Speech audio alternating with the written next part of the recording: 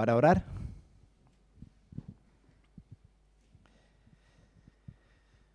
Bendito Dios y Padre eterno que estás en el cielo, te damos gracias esta mañana, Señor, por tan grandiosa esperanza que tú has traído a nuestras vidas.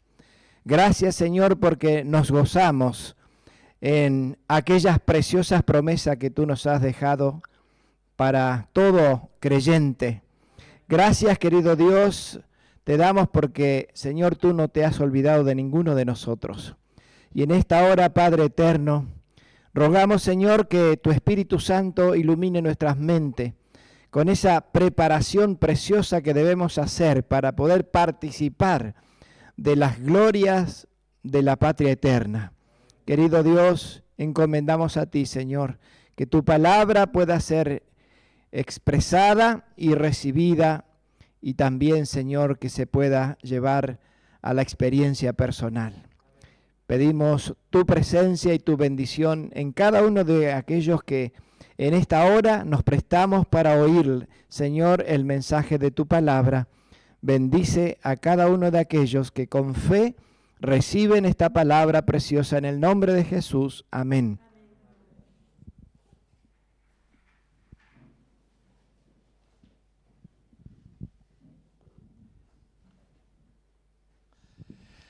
Bien, mis estimados hermanos y amigos que a través de la radio nos están recibiendo, escuchando a través de Facebook también. Estamos gozosos de tener un hermoso día de sol primaveral, porque realmente la primavera es el mejor mensaje que tenemos nosotros de Dios en la naturaleza, ¿no? Que simboliza también la vida de la eterna juventud. Hoy día nosotros estamos juntos para, yo diría, poder reflexionar mayormente por el tiempo que estamos viviendo, ¿no?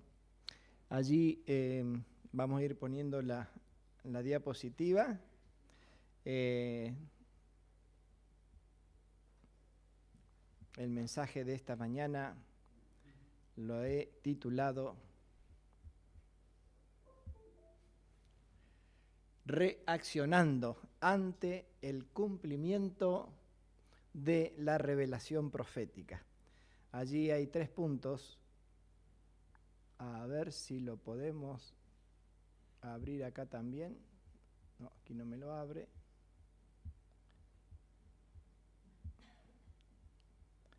Un momentito.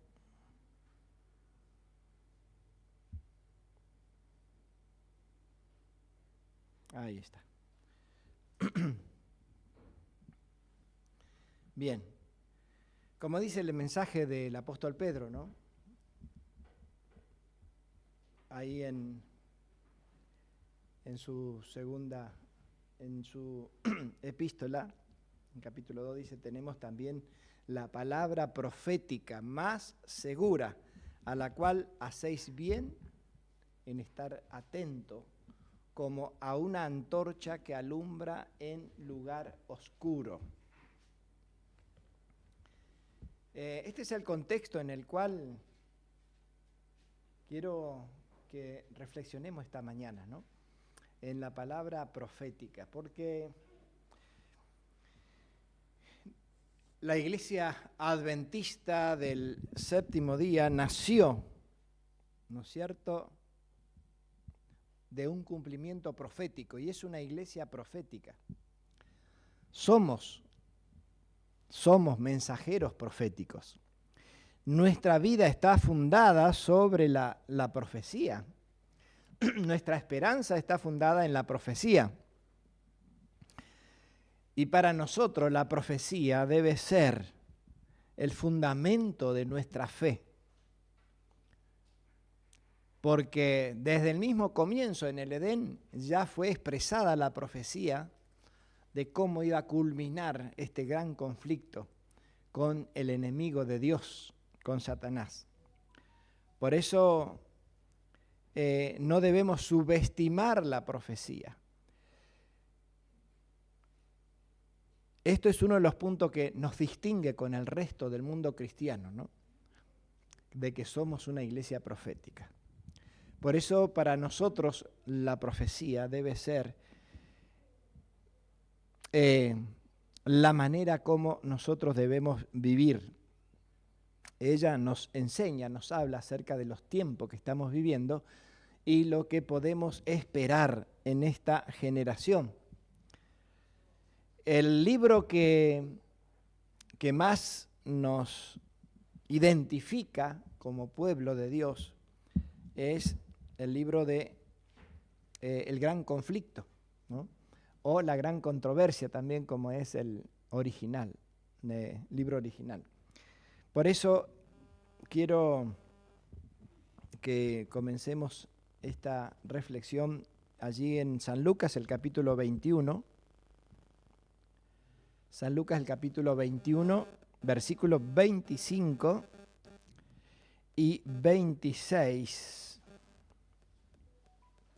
Allí expresa diciendo: entonces habrá señales en el sol, en la luna y en las estrellas, y en la tierra angustia de las gentes, confundidas a causa del bramido del mar y de las olas, desfalleciendo los hombres por el temor y la expectación de las cosas que sobrevendrán en la tierra, porque las potencias de los cielos serán conmovidas.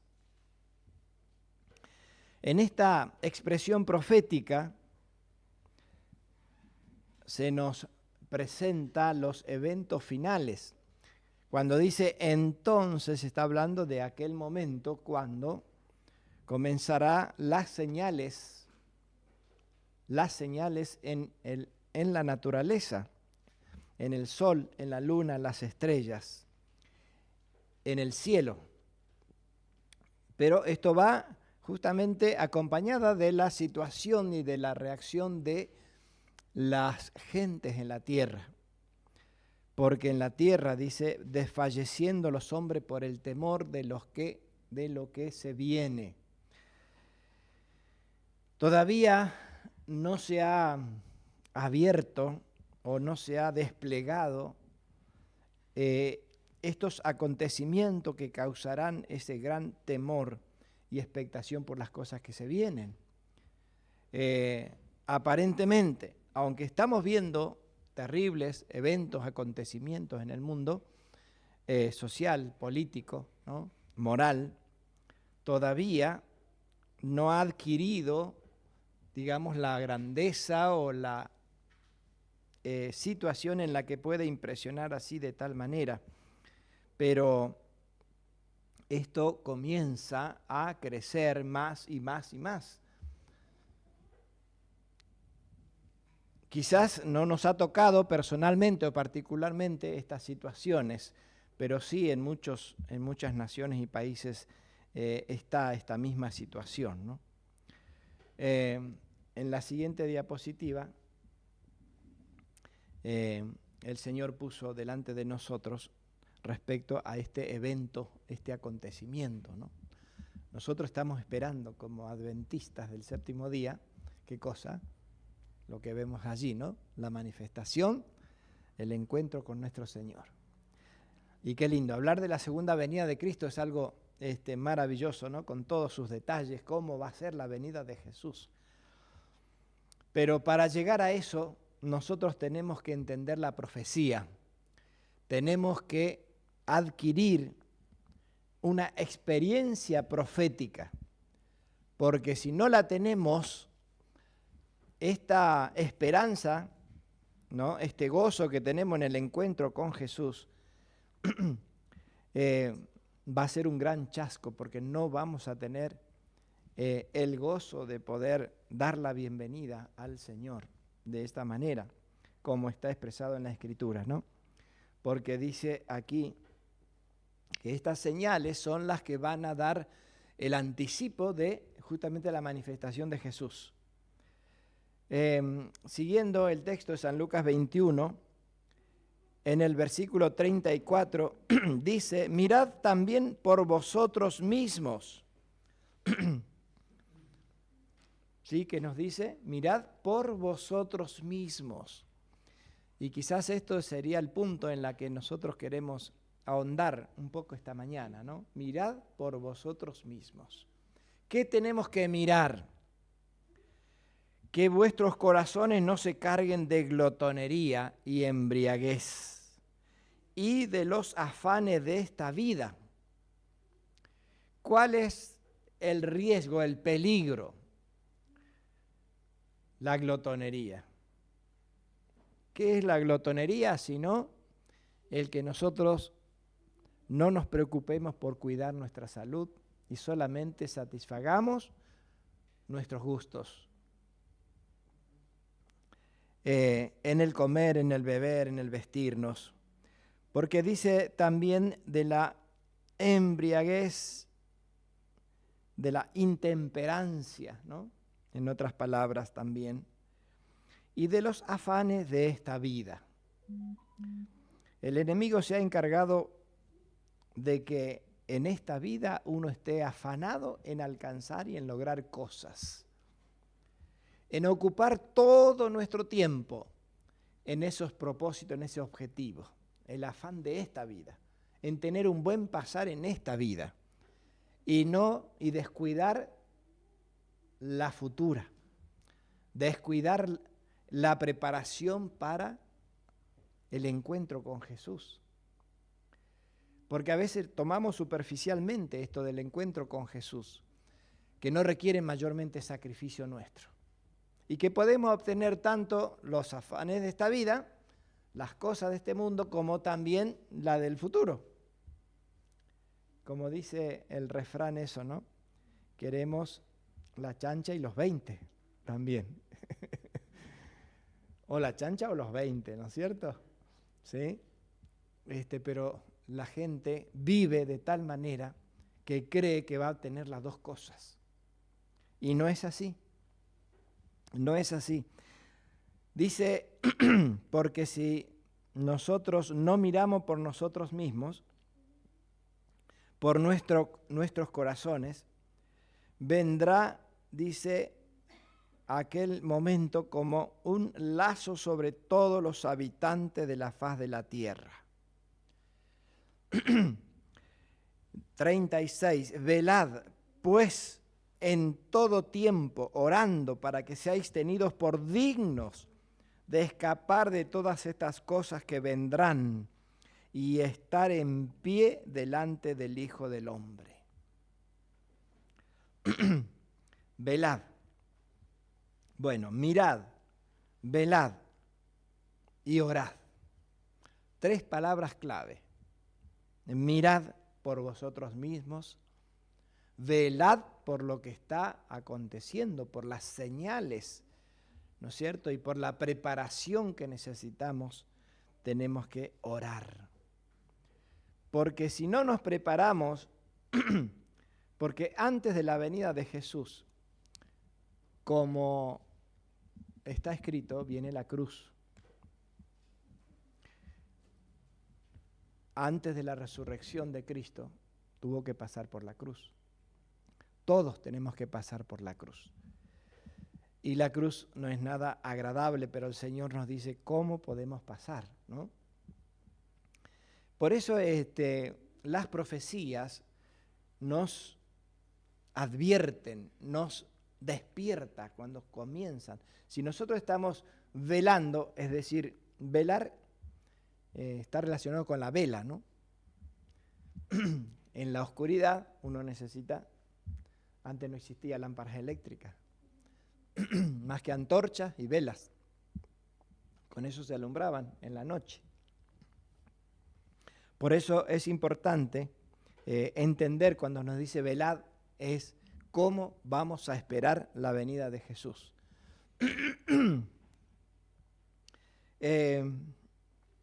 En esto consiste justamente el hecho de poder estar despierto, estar alerta. Pero ¿cómo nosotros podemos estar despiertos?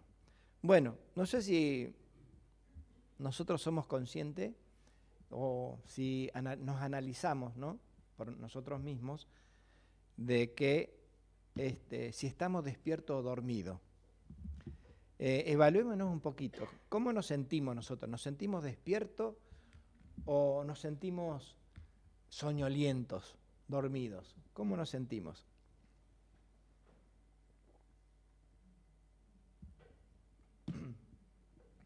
Gracias, Pablo. Entonces, ¿cómo nos sentimos nosotros? Me faltó la agüita con limón esta mañana. ¿Cómo nos sentimos? ¿Despierto o dormido? ¿Frío, tibios o calientes? En nuestra fe, ¿cómo estamos?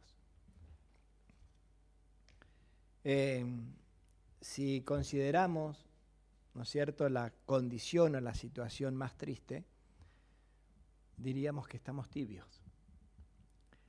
Y necesitamos encendernos, que estamos soñolientos, estamos medio dormidos. A veces cuando uno se despierta medio dormido, vieron que no entiende bien lo que pasa, a veces dice cosas media incoherentes, ¿no es cierto? No se da cuenta de lo que está pasando a su alrededor y necesita despabilarse. Entonces, la idea es cómo nosotros nos vamos a despabilar, cómo nosotros vamos a despertar, cómo vamos a hacer que nuestro ser, nuestra persona reaccione ante la situación de crisis que se está presentando en el mundo. Porque si bien no voy a detallar la situación crítica que está pasando en el mundo, pero sin embargo, el mundo está avanzando en una crisis terrible, tremenda. Y quizás no estamos siendo conscientes respecto a eso. Por eso es importante que nosotros reaccionemos. Bueno, ¿cómo vamos a reaccionar? ¿De qué manera? ¿Qué nos va a hacer reaccionar? Bueno, a algunos les va a hacer reaccionar una crisis económica. A otros una crisis social. A otros le va a hacer reaccionar que vengan los ladrones a su casa y le revuelvan la casa, ¿no es cierto? Y le roben cosas. Pero de alguna manera tenemos que reaccionar. El Señor nos dice que la mejor manera de reaccionar es a través de lo que dice allí, viendo el cumplimiento de las revelaciones proféticas. Porque así fue en el pasado y va a seguir siendo. Entonces, aquí yo hice una descripción de algunos eventos que ojalá nos hagan reaccionar.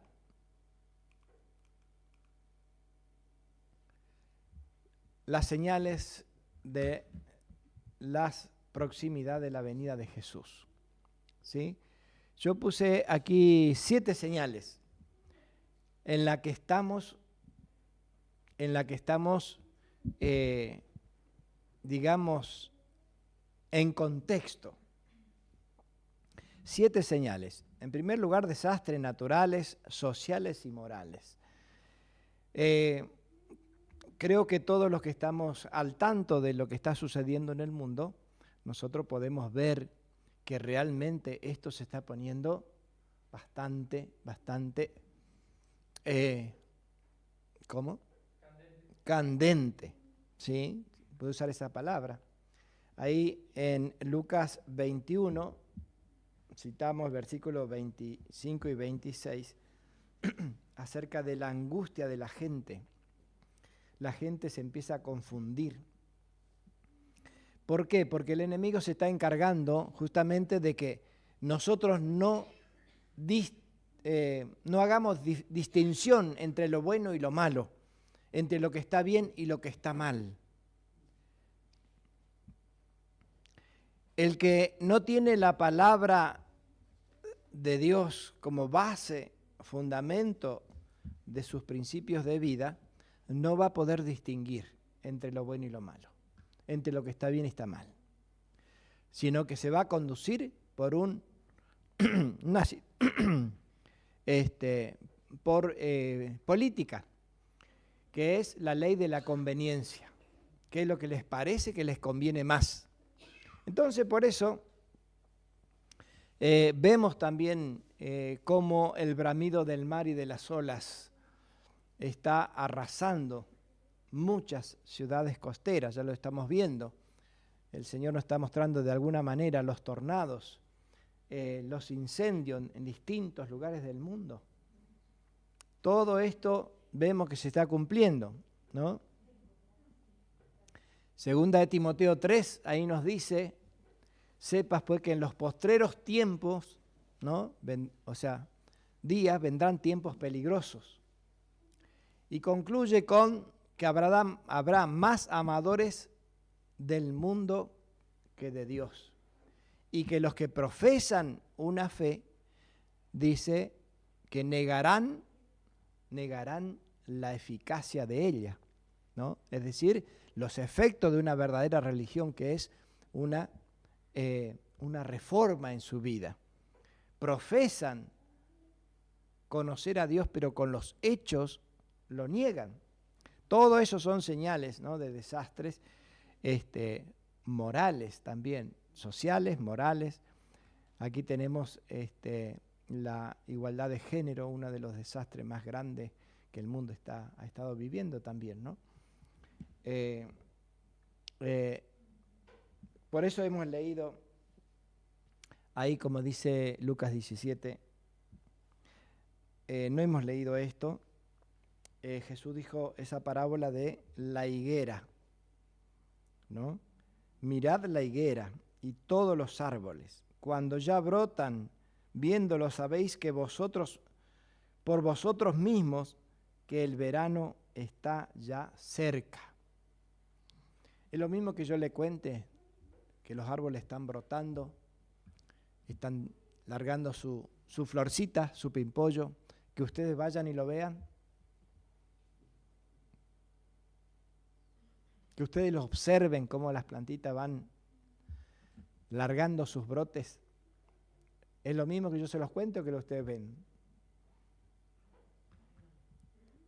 No es lo mismo. No es lo mismo. Porque son mucho más sentidos o avenidas por la cual ingresa a nuestra mente esa realidad, ¿sí? Porque a veces lo que nos cuenten, bueno, puede ser interesante, está muy bien, sí, te creo, pero no es lo mismo que yo lo esté viendo, ¿no? Lo mismo que le cuente de lo que está pasando en el mundo, que lo que ustedes lo vean. Por eso es importante, acá dice, como está escrito, cuando uno tiene una Biblia y lo lee por sí mismo, no es lo mismo que yo se los diga. Por eso, cuán importante es ser un bereano, ¿no? Los bereanos, ¿qué hacían? Escuchaban, sí, está muy bien todo, pero voy a casa y voy a ver si es así, ¿sí? Voy y busco, investigo, estudio, leo, porque quiero verlo por mí mismo. Bueno, ahí está la diferencia entre los que profesan y los que viven la experiencia espiritual. No es lo mismo. En la historia cristiana, nosotros encontramos que los que no fueron a constatar y a ver por sí mismos que estas cosas eran así, tuvieron un gran fracaso en la vida cristiana, en la vida espiritual. Porque dice así, mirad por vosotros mismos, ¿no? Leíamos recién, y dice, versículo 30, cuando ya brotan, viéndolo, sabéis por vosotros mismos que el verano está cerca. Bien, el verano es una de las épocas más lindas de la vida, ¿no? Porque en el verano están los frutos. Están los frutos. Si bien la primavera es bella, hermosa, pero en el verano llegan los frutos, llega el sustento y que nos da vida justamente, ¿no? Una nos da alegría, pero la otra nos da vida también, aparte de alegría. Por eso dice así también vosotros, cuando veáis que suceden estas cosas, sabed que está cerca el reino de Dios. Bueno, el propósito, justamente uno de los propósitos es que nosotros veamos que está cerca el reino de Dios. Pero no lo van a ver si solamente escuchan lo que yo estoy predicando esta mañana. Ustedes tienen que ir y comprobar por ustedes mismos, por vosotros mismos, tienen que hacerlo. Si no lo hacemos, nos estamos apoyando en los demás, en la fe de otros, en la convicción de otros, y no en la personal. Y ahí puede venir el fracaso cuando vengan las pruebas, cuando vengan las dificultades, la crisis en tu vida. Allí es donde se va a ver si tu fe está apoyada en los demás o en ti mismo, en tu experiencia espiritual. Esto es importante, por eso las señales. En el segundo punto yo puse un falso reavivamiento como otro cumplimiento profético. El primero lo vemos cumplido o en pleno cumplimiento. El segundo, falso reavivamiento, una unión religiosa, ¿no? Le llamamos también ecumenismo, un movimiento ecuménico, donde todas las religiones se unen en un punto en común, o en dos. Apocalipsis 17, vamos a leer este pasaje, Apocalipsis capítulo 17.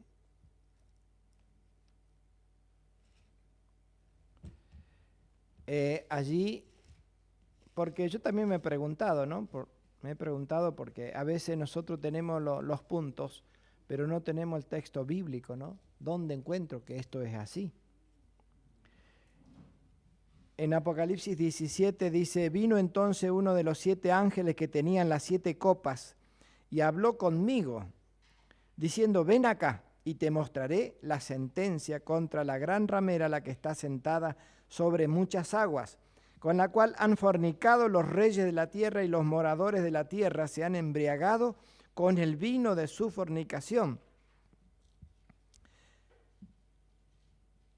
Allí el profeta contempla lo que el ángel le muestra respecto a lo que la Sagrada Escritura llama la gran ramera, la que está sentada sobre muchas aguas. Esta institución religiosa, ¿no?, está sentada, en otras palabras, está apoyada, sostenida, ¿no es cierto?, por, aquí dice, muchas aguas. Simbólicamente, la gran ramera es una iglesia apóstata que está sostenida por las naciones, por mucha gente. Con ella han fornicado los reyes de la tierra, han tenido una relación ilícita. ¿Por qué? Ilícita. Porque está establecido que la iglesia nunca debe estar vinculada, unida al Estado, porque la iglesia es de naturaleza espiritual y celestial, debe ser, y el Estado es un gobierno terrenal de este mundo. Y los intereses son diferentes. El interés de la iglesia y el interés del Estado es diferente. Uno apunta a la transformación espiritual en el carácter de la persona y a otra solamente a su relación social. Por eso es que aquí se presenta que esta iglesia ha fornicado con los reyes de la tierra y los moradores de la tierra se han embriagado con ese vino, con esa enseñanza esta doctrina se ha embriagado, ¿no? Han bebido y bebido y bebido a tal punto que ya no disciernen la diferencia entre lo bueno y lo malo. Por eso es que aquí tenemos de que este vínculo, esta relación de la iglesia con el mundo, ¿no es cierto? Vemos el cumplimiento de esto también. Yo no les traje ahora la imagen o el video, tengo la nota periodística también respecto a estos encuentros que se están dando en Estados Unidos, encuentro entre, el otro día lo mencionaba, ¿no? Los líderes religiosos están convocando a todos los empresarios, convocando a todas las iglesias y a todas las entidades sociales con el propósito de unirse para lograr el avance y el desarrollo en lo que es lo que se ha llamado la Agenda 2030. Y ahora últimamente también está el evento a ver cómo se llamaba a este senador que mataron hace poquito.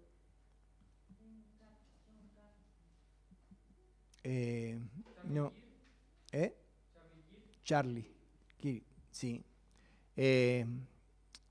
A raíz de esta muerte, le han tomado el punto, la misma esposa dice que no va a descansar hasta que se logre el propósito que tenía este hombre, ¿no? Y que ya están organizando una convocatoria, ¿no?, de oración de miles y miles de cristianos con el tal de hacer de que Estados Unidos sea una nación, que vuelva a ser una nación cristiana, ¿no?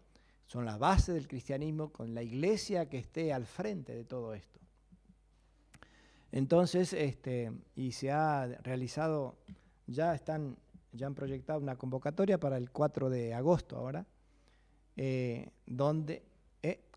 octubre. Ahí me quedó la falla esa en las neuronas, agosto con octubre, no sé por qué. Bueno, en octubre, el 4 de octubre, se espera este tipo de convocatoria, pero a gran escala. Masiva, exactamente. Donald Trump firmó un documento donde obliga a todas las entidades del gobierno a que hagan un culto antes de empezar su trabajo, su tarea. Y Donald Trump está detrás de todo esto también, ¿no? Porque él está apoyando esto de hacer de América, ¿no es cierto?, el país norteamericano, volver a ser una América cristiana.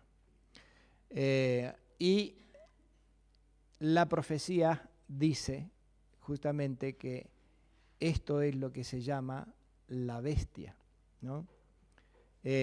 Aquí dice que esta ramera está sentada sobre una bestia, esta iglesia. ¿Y cuál es la bestia? Es la formación, justamente el vínculo entre el Estado y la iglesia. Cuando el Estado y la iglesia se combinan, se unen, forman una bestia. Y sobre esta bestia, dice, está esta mujer. Sigo leyendo en el versículo 4. Y la mujer estaba vestida de púrpura escarlata, adornada de oro, de piedras preciosas y de perla, y tenía en su mano un cáliz lleno de las abominaciones y la inmundicia de su fornicación.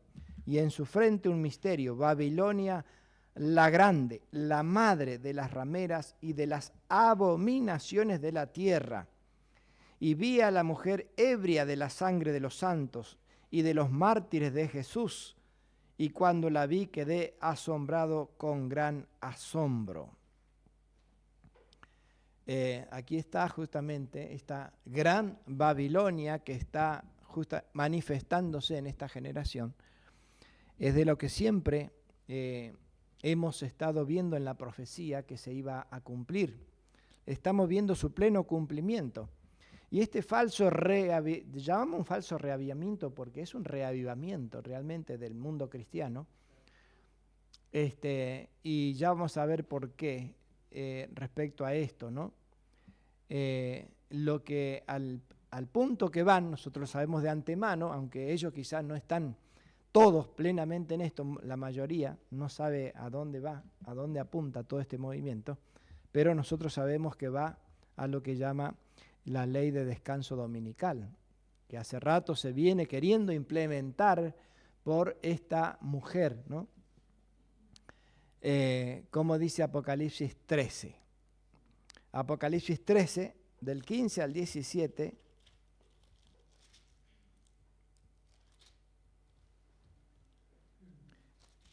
leo un poquito, dice: y se le permitió infundir aliento a la imagen de la bestia, para que la imagen hablase e hiciese matar a todo el que no la adorase. Y hacía que a todos, pequeños, grandes, ricos y pobres, libres y esclavos, se les pusiese una marca en la mano derecha o en la frente. Y que ninguno, 13:17, que ninguno pudiese comprar ni vender, sino el que tuviese la marca o el nombre de la bestia o el número de su nombre. ¿A dónde va todo este movimiento? Este movimiento que está llevado a cabo adelante por la imagen de la bestia, ¿no? Acá dice que se le permitió infundir aliento a la imagen de la bestia. La imagen de la bestia es justamente Estados Unidos, que le está haciendo una imagen a la bestia, ¿no? La bestia es aquella nación donde está unida el poder religioso con el poder político. Esa es la bestia. Y aquí se quiere hacer una imagen de esa unión política religiosa. Y cuando eso se fusione plenamente, ¿qué va a venir?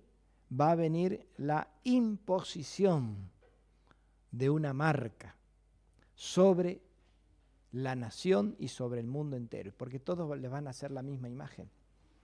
Entonces, allí nosotros encontramos a dónde apunta este reavivamiento cristiano que no está fundado en la palabra o en la profecía bíblica, ¿no?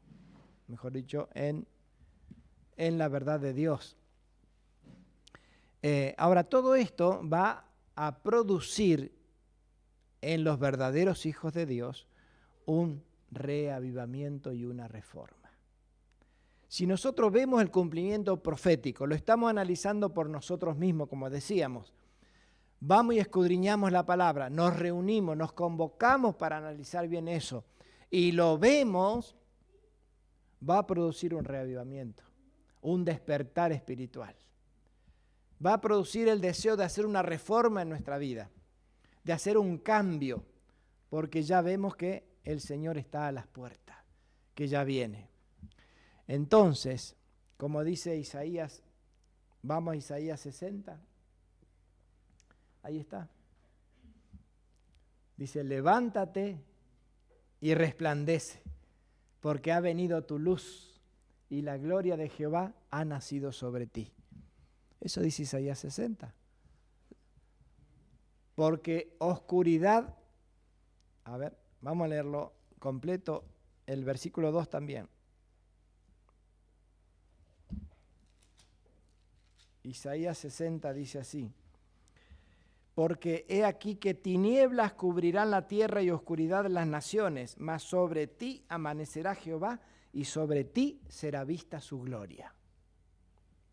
Aquí va a haber un contraste entre la oscuridad espiritual y la luz espiritual, entre el carácter de este mundo y el carácter de los hijos de Dios.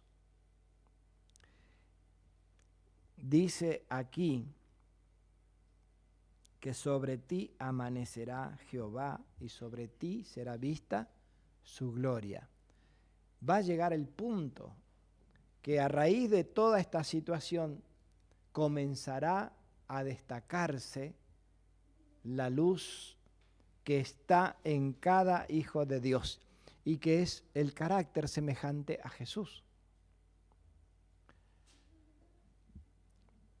Y en el Isaías 58 nos habla de que ese carácter, Isaías 58, un poquito más atrás,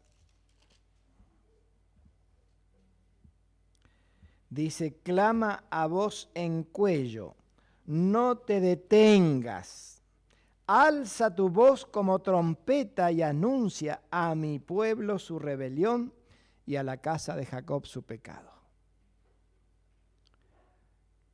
El consejo de Dios. Si nosotros, el pueblo profético, estamos viendo este cumplimiento, el consejo divino dice, clama a voz en cuello, no te detengas, anuncia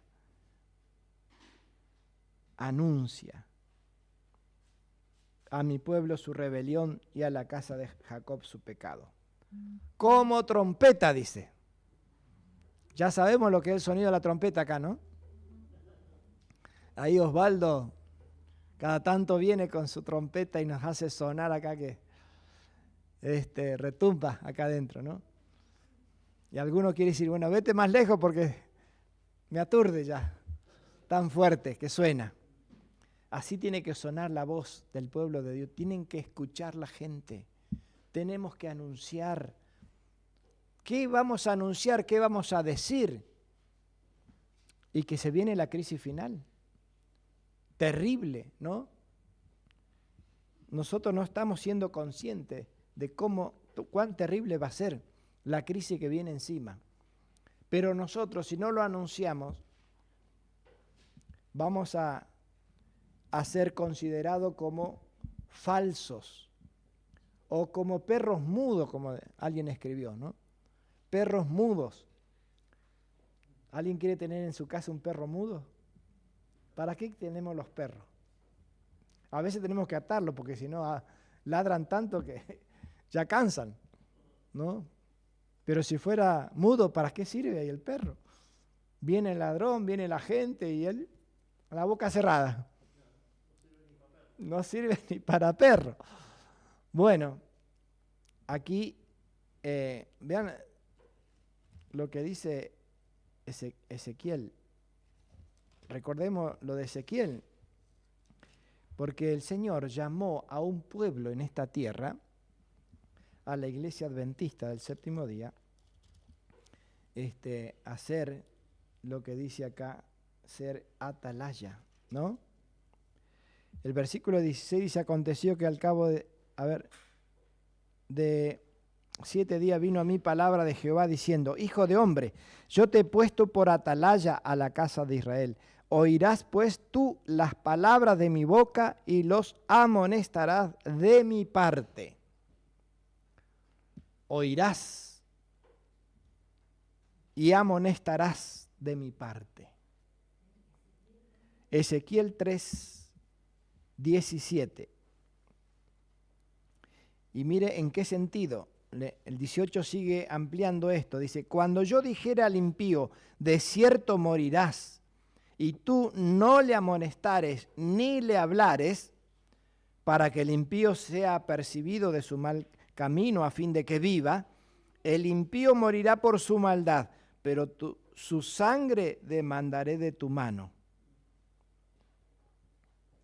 ¿Es grave esto?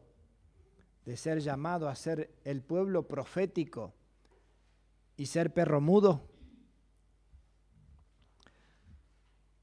Ahora dice, pero si tú amonestares al impío y él no se convirtiere de su impiedad y de su mal camino, él morirá por su maldad, pero tú habrás librado tu alma.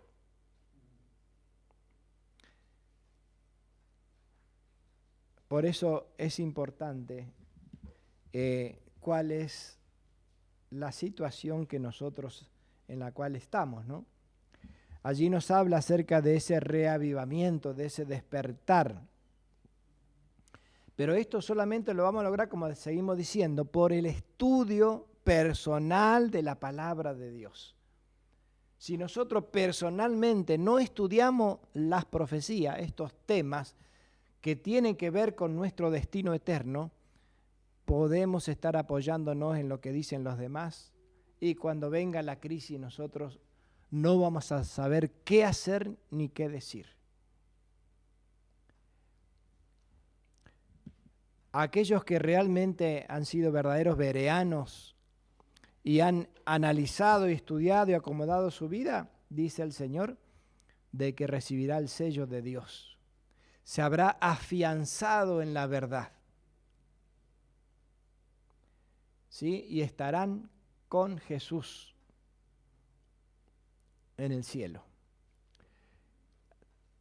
Luego vendrá el derramamiento sobre esas personas del poder del Espíritu Santo.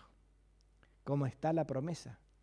La promesa, la profecía dice que habrá un pueblo que recibirá el poder de lo alto para dar la proclamación final.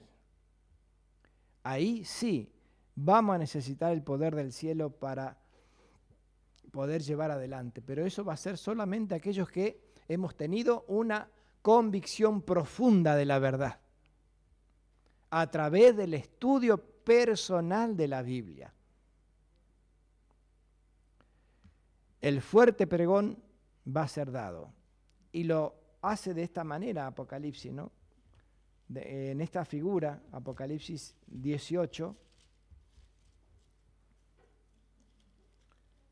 dice: después de esto vi a otro ángel descender del cielo con gran poder, y la tierra fue alumbrada con su gloria.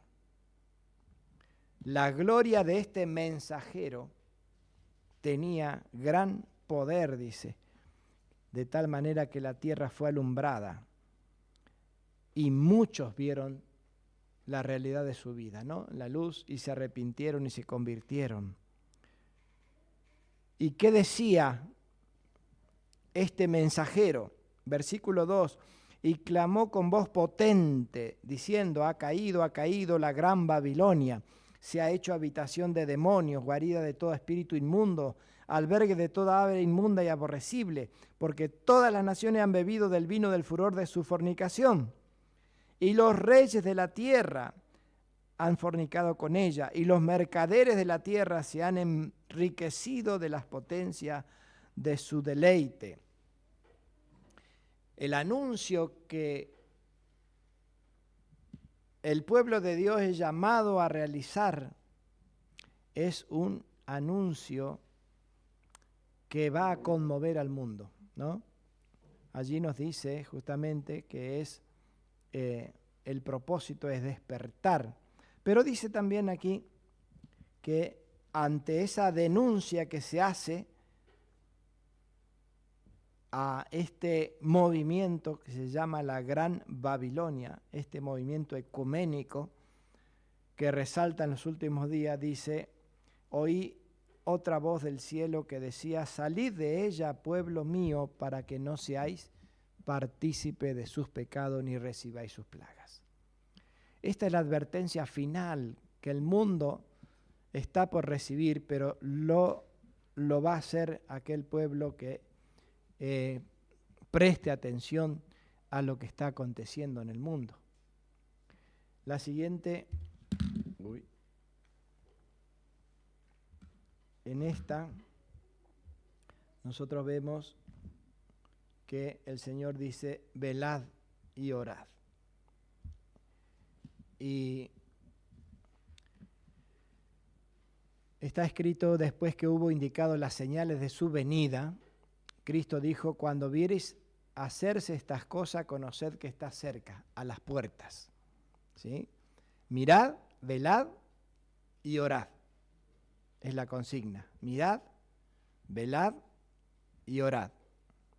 Dios advirtió siempre a los hombres los juicios que iban a caer sobre ellos. Pero ¿cómo lo hizo? A través de las personas consagradas. no habló Dios mismo, ¿no? Salvo en el Sinaí. Dice, los que tuvieron fe en su mensaje para su tiempo y actuaron de acuerdo con ella en obediencia a su mandamiento, escaparon a los juicios que cayeron sobre los desobedientes e incrédulos. Así también los discípulos de Cristo fueron advertidos acerca de la destrucción de Jerusalén. Los que se fijaron en la señal de la ruina inminente y huyeron de la ciudad, escaparon a la destrucción. Entonces, así también ahora hemos sido advertidos acerca de la segunda venida de Cristo y de la destrucción que ha de sobrecoger al mundo. Entonces, los que presten atención a la advertencia se van a salvar. Pero esa advertencia tenemos que hacerla nosotros, a través de todos los medios posibles.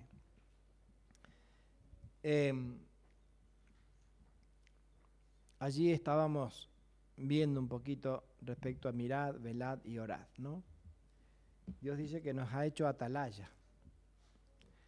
La iglesia adventista del séptimo día, ¿no es cierto?, ha sido llamado a ser una atalaya, o sea, a anunciar lo que se viene, a dar la advertencia, la voz de alarma por la crisis que viene, ¿cómo se dice?, la condenación que está sobre el mundo entero, sobre las plagas que van a caer sobre este mundo, y se nos dio la manera como se podría librar de ello. Sin duda de que aquella persona que cree y se le anuncia cómo librarse de lo que se viene, va a estar agradecido, ¿no?, por lo que nosotros, el mensaje que podemos llevarle. En Lucas 12 dice, versículo 38, entonces respondieron algunos de los escribas y fariseos, Maestro, deseamos ver de ti señal. Tantas señales había en la Biblia respecto a las características del Mesías y ellos querían señal todavía. ¿Qué más señal? El que no lee, dice a Moisés, ¿no?, y los profetas, no va a tener otra señal. Si no creen lo que está escrito, no va a haber otra señal. Cuán importante es escudriñar las Escrituras, porque acá dice, la generación mala y adúltera demanda señal, pero señal no le será dada sino la señal del profeta Jonás. Para recibir esa señal había que ir a estudiar Jonás, a ver qué hizo Jonás, qué pasó con Jonás. El que no estudió no va a entender nada de lo que está pasando en el mundo. Había que ir a escudriñar las Escrituras. Porque dice, los hombres de Nínive se levantarán en el juicio de esta generación y condenarán, porque ellos se arrepintieron a la predicación de Jonás. Y aquí que uno más que Jonás está. La reina del sur se levantará en juicio con esta generación y la condenará porque ella vino de los fines de la tierra para oír la sabiduría de Salomón. Y aquí más que Salomón, dice en este lugar. ¿Por qué no entendían? Porque ellos no habían escudriñado las Escrituras.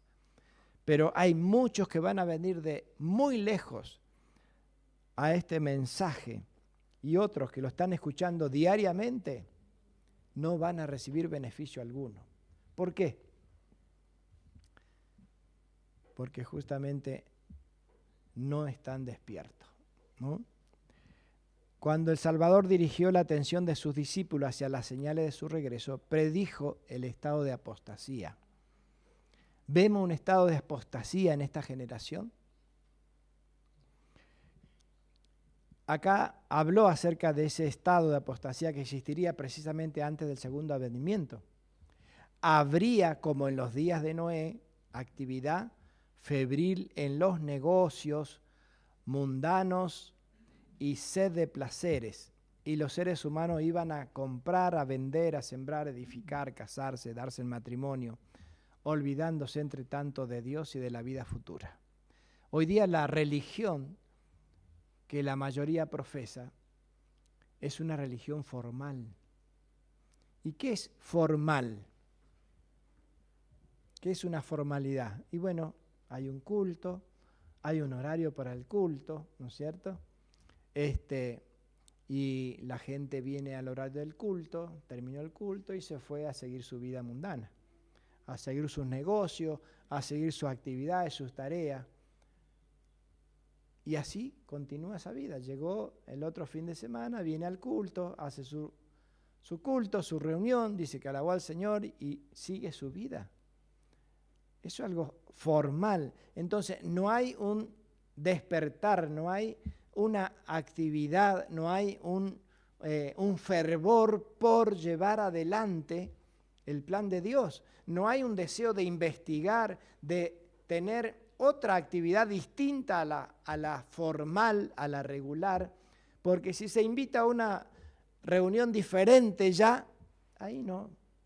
No, yo tengo mis ocupaciones, mis responsabilidades, mis tareas, mis negocios.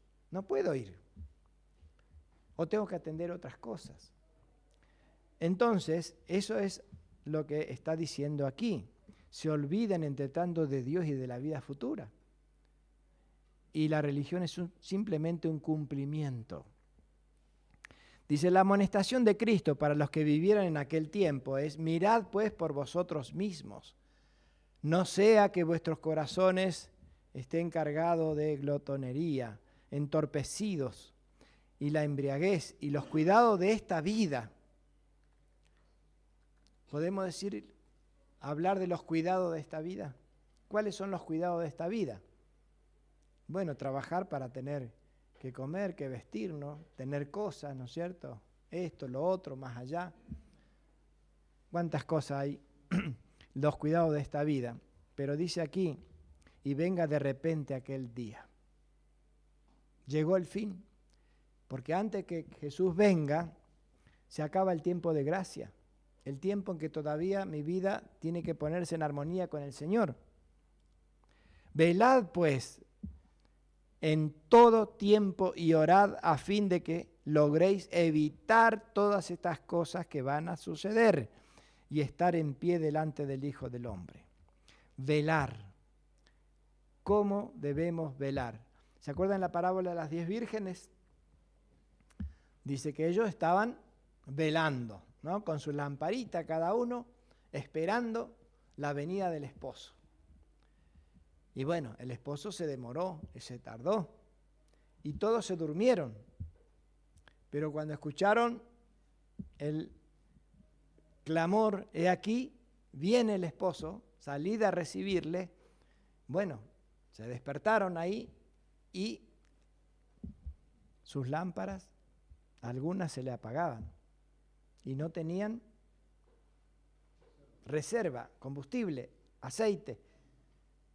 Y vino el esposo y los que estaban preparados se fueron a la fiesta. Y los otros fueron a comprar, pero ya era tarde para eso, ¿no? Por eso, ¿qué simboliza ese aceite? ¿Cómo yo puedo tener esa reserva, ese aceite? ¿Qué es el aceite? ¿Alguien sabe lo que es el aceite? Ay, ¿cómo puedo tener el Espíritu Santo yo? Pidiendo.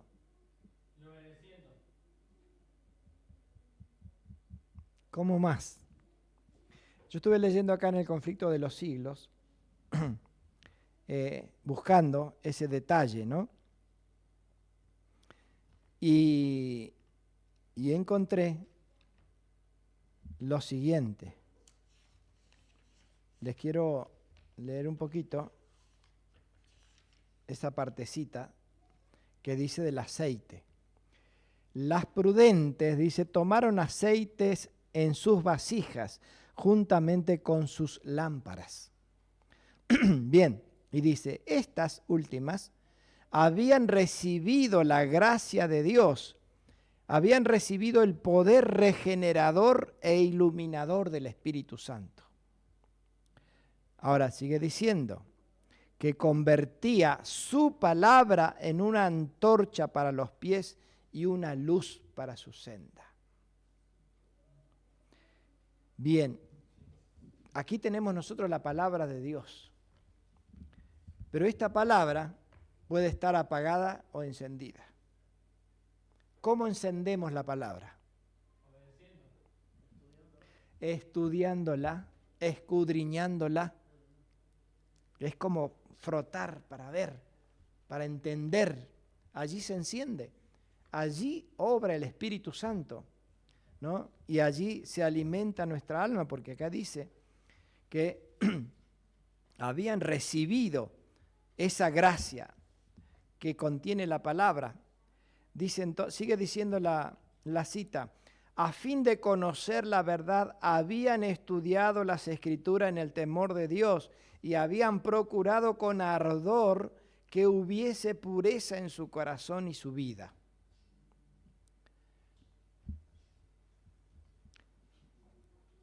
En esto a mí me impulsó a prestar más atención al estudio de la Escritura, de cada uno de nosotros. Sigue diciendo allí la cita respecto al contraste con las otras, ¿no? Dice,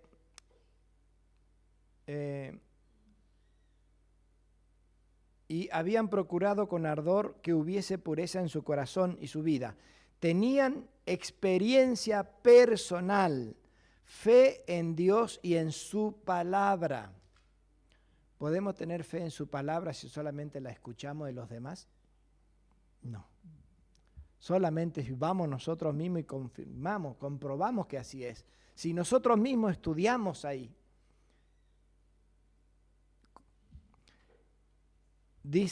Seguía diciendo, y esto no podían borrarlo el desengaño o la dilación.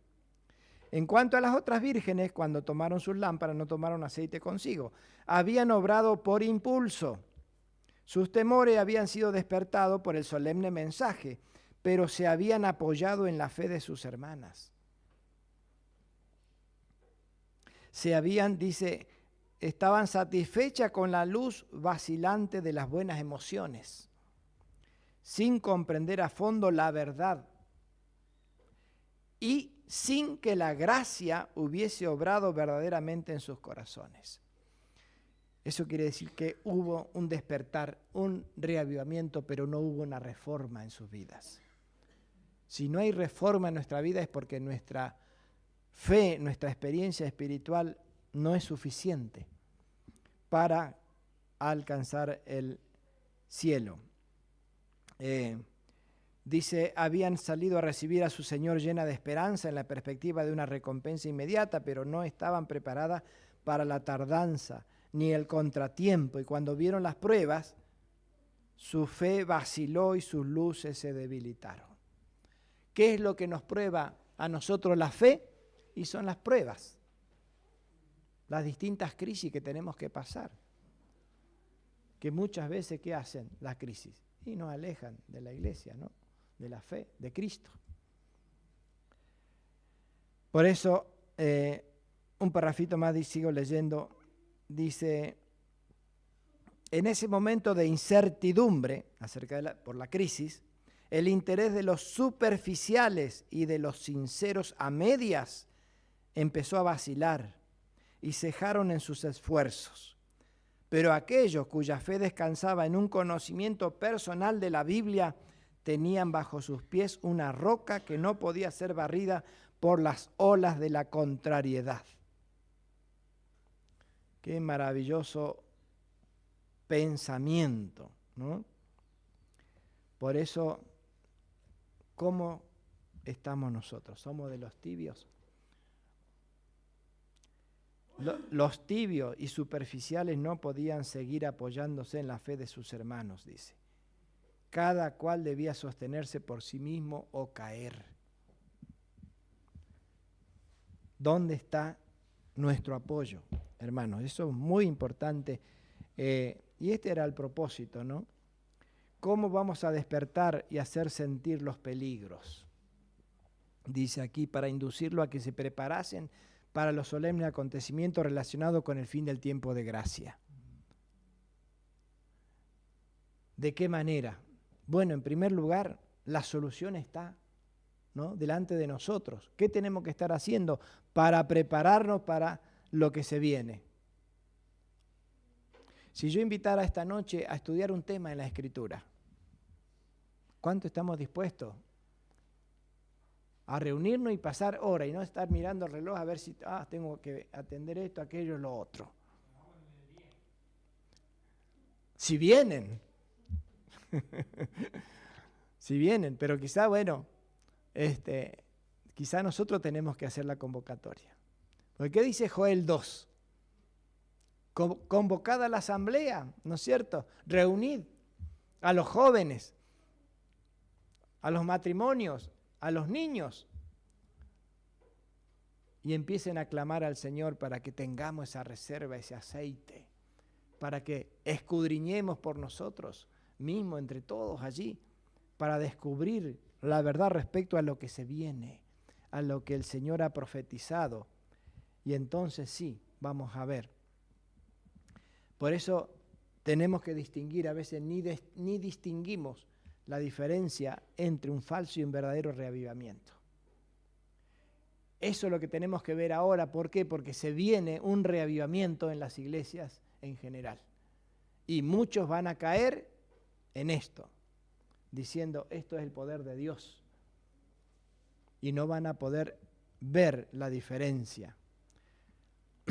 Por eso es que aquí vemos en esta frase los reavivamientos populares, dice, son provocados demasiado a menudo por llamamiento a la imaginación y que exaltan las emociones y satisfacen la inclinación por lo nuevo y extraordinario.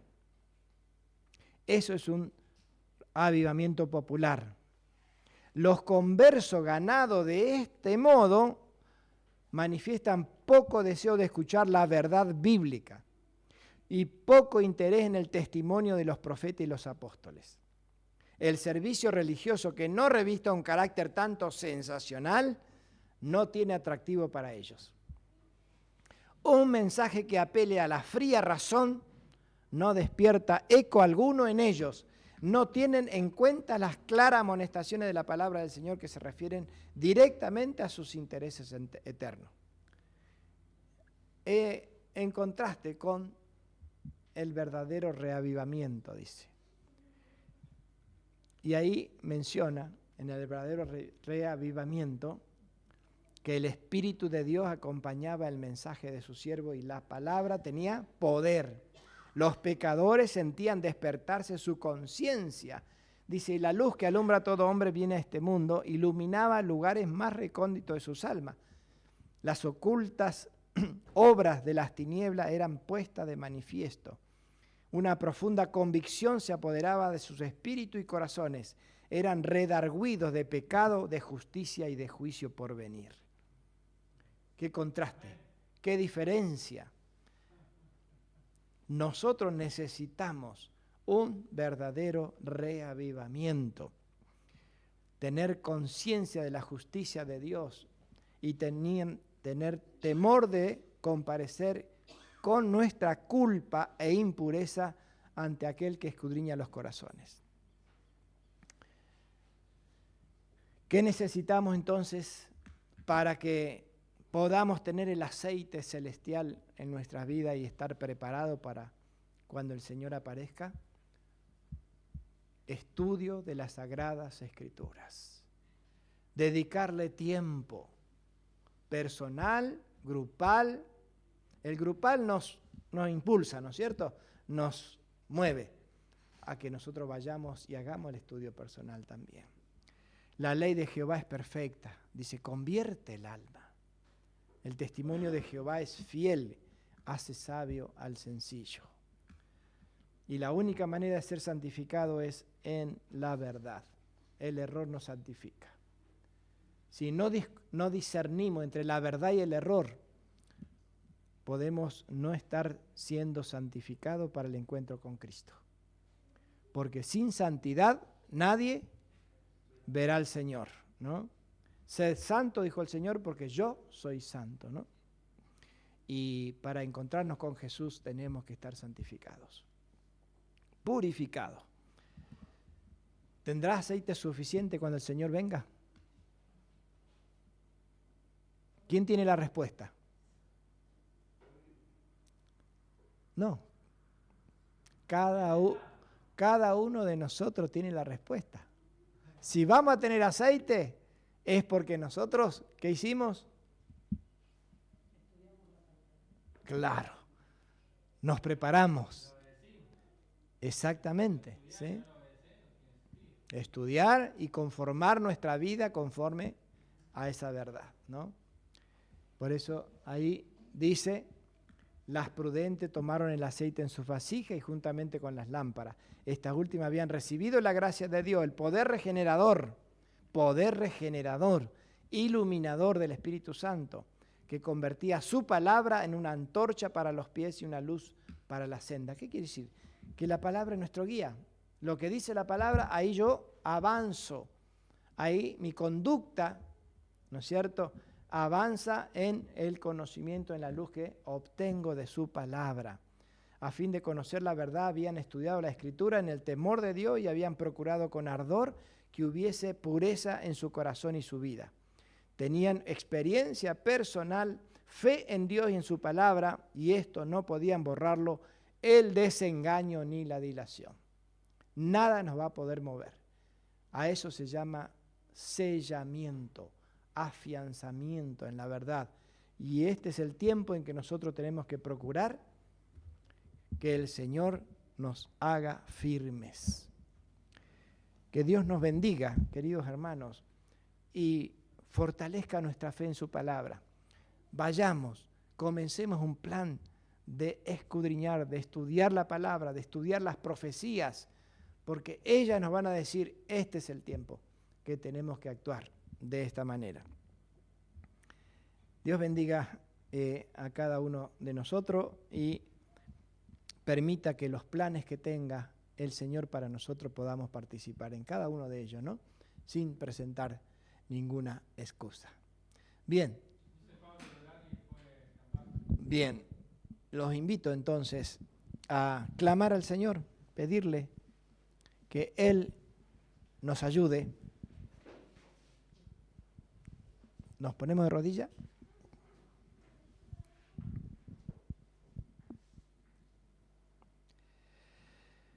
Nuestro Padre Celestial, te damos gracias, Señor, porque tú nos has mostrado los eventos finales, los acontecimientos en los cuales estamos viviendo para que nosotros no permanezcamos dormidos ni tibios en medio de la crisis que se viene, aquella tormenta que va a arrasar, Señor, todo lo que no esté firme, todo lo que no esté bien arraigado en Cristo Jesús será barrido por todo esto que está delante de nosotros.